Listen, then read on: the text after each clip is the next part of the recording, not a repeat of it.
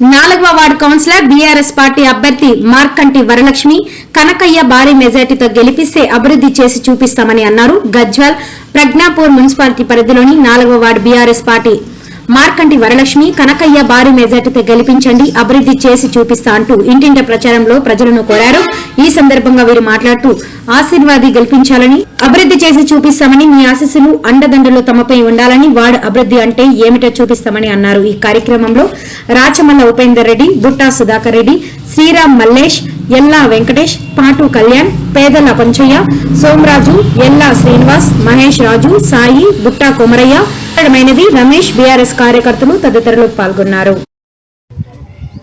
అభివృద్ధి కార్యక్రమాల్లో ఎన్నో అభివృద్ధి కార్యక్రమాలు చేశాం. సీసీ రోడ్లు పోసాం. అండర్ గ్రౌండ్ డ్రైనేజ్ కూడా దాదాపు సుమారుగా 5 కోట్లతో కంప్లీట్ చేసుకున్నాం 3వ వార్డులో. అలాగే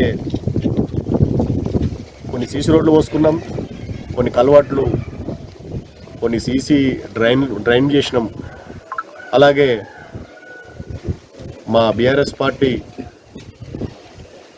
బస్టాండ్లు కూడా దాదాపు కంప్లీట్ కానికి చేసిన బస్టాండ్లు కూడా శాంక్షన్ చేసుకొని మా పీరియడ్లోనే మా ఒత్తిడి ఏంగానే బస్టాండ్లు కూడా దాదాపు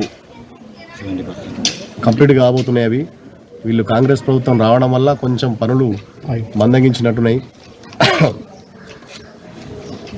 ఈ గజ్వేల్ ప్రజ్ఞాపూర్లో మున్సిపల్లో కేసీఆర్ చేసిన పనులే కనిపిస్తున్నాయి, కానీ ఈ కాంగ్రెస్ ప్రభుత్వం వచ్చిన తర్వాత ఒక రూపాయి కూడా విడుదల చేసి పనులు చేసినట్టు ఎక్కడ కూడా లేవు. ఇంటింటికి కేసీఆర్ గారే నీళ్ళు ఇచ్చారు. నిరంతర విద్యుత్ కూడా కేసీఆర్ గారే ఇచ్చారు. మన తెలంగాణ తెచ్చిన వ్యక్తే తెలంగాణకు రాష్ట్ర ముఖ్యమంత్రి గారు ఒక 9 సంవత్సరాలు పాలించడం వల్ల తెలంగాణ మొత్తం దేశంలోనే ఒక నమూనా రాష్ట్రంగా, ఒక పేరుగాంచిన తెలంగాణగా అభివృద్ధి చెందింది. ఎన్నో ప్రాజెక్టులు కట్టాడు. ఇక్కడ గజ్వేల్ కాన్స్టిట్యున్సీకి వస్తే చాలా అభివృద్ధి చేసిండు. ఒక 30 నుంచి 40, 50 సంవత్సరాల ముందుకు తీసుకెళ్ళాడు గజ్వేల్ కాన్స్టిట్యున్సీని. ఇక్కడ ఎన్నో భవనాలు కట్టిండు, ఆడిటోరియము, ఎడ్యుకేషన్ హబ్ కట్టిండు,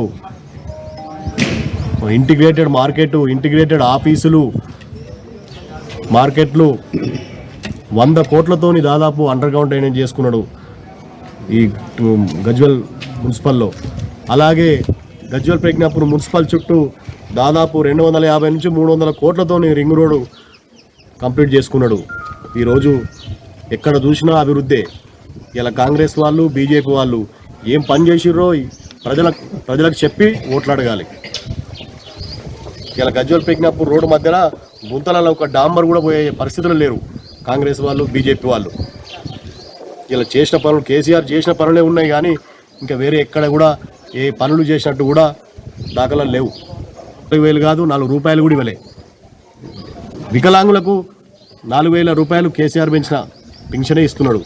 దానికి 6,000 రూపాయలు ఇస్తున్నాడు, అది కూడా ఇవ్వట్లేదు.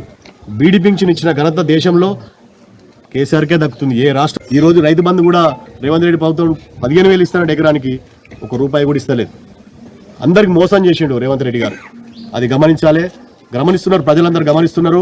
కేసీఆర్ వెంటనే ఉంటాం, బీఆర్ఎస్ పార్టీకే ఓటేస్తాం. ఇవాళ గజ్వేల్ ప్రజ్ఞాపూర్ మున్సిపల్ పీఠం కైవసం చేసుకుంటామని గంట పదంగా చెప్తున్నాం. 100% చేసుకుంటున్నాం.